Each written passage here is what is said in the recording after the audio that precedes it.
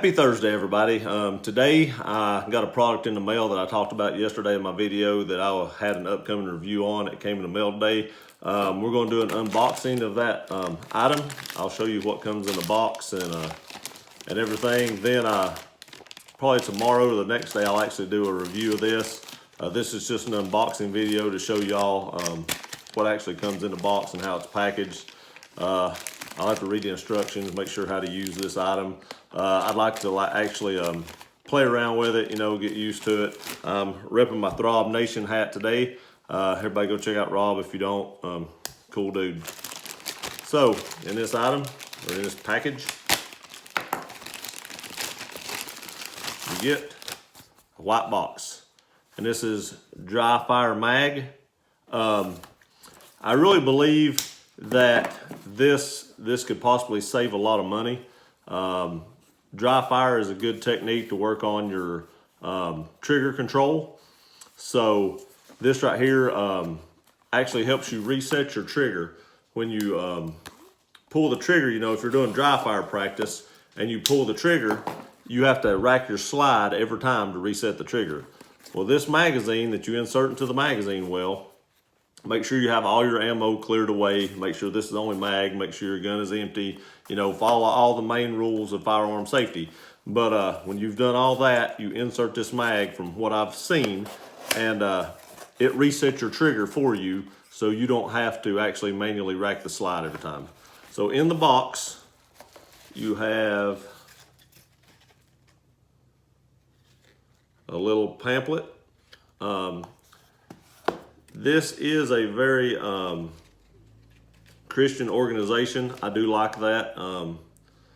It's called the Atheist Test. Behold the evolution of the Coca-Cola can.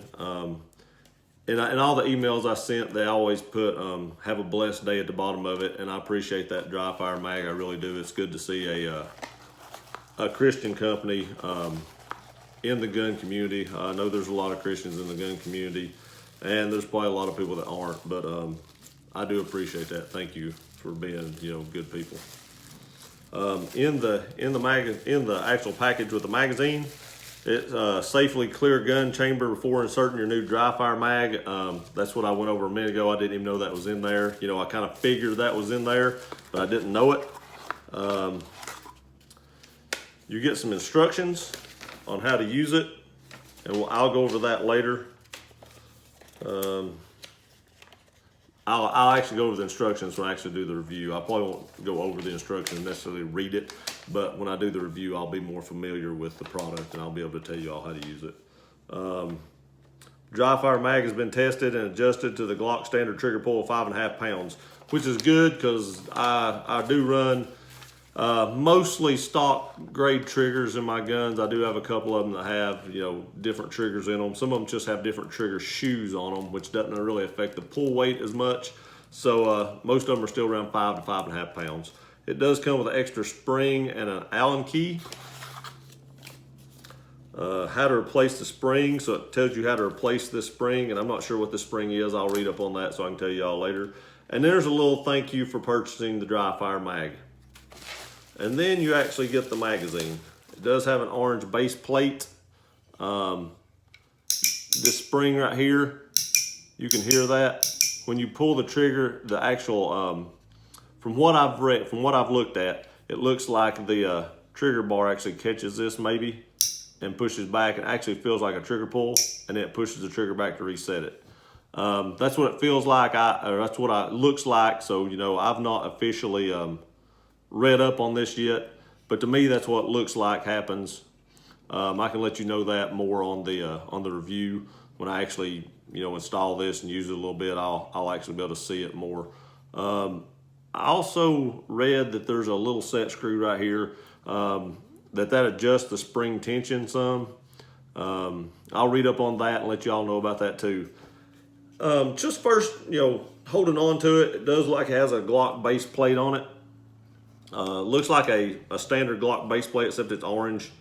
The magazine looks a lot like a Glock magazine as far as the build of it. It does have the dual cutouts here, so if you're a lefty and you've got a Gen 4 or 5 and you run your magazine release on the left hand side, it will accommodate that. But other than that, it's kind of heavy. It probably replicates maybe a full magazine if I was guessing. It's not light like a empty mag, so I'm assuming it probably replicates a full magazine. I do believe this will work in a 17 or a 19. I can let you know that. So if it does work in both, which I do believe it does, it'll probably hang out just a little bit on a Glock 19. That won't affect anything really. I know some people even carry, extended magazines in their Glock 19, so they stick out anyway. So, but it may stick out a little bit. And like I said, I'll let you know that when I use it some. But that's the unboxing of the dry fire mag. So far, it feels pretty solid. It feels like a good piece of equipment. It's heavy, so like I said, it replicates a full magazine, so you actually get the real feel of a loaded gun. It's the same weight. So I'm fixing to go run right now. When I get back home, I'll probably play with this more and test it and see what I think. And I'll probably do a review either tomorrow or the day after. So I'd like to thank Dry Fire Mag for helping me get this. I greatly appreciate it. And we'll see you guys next time.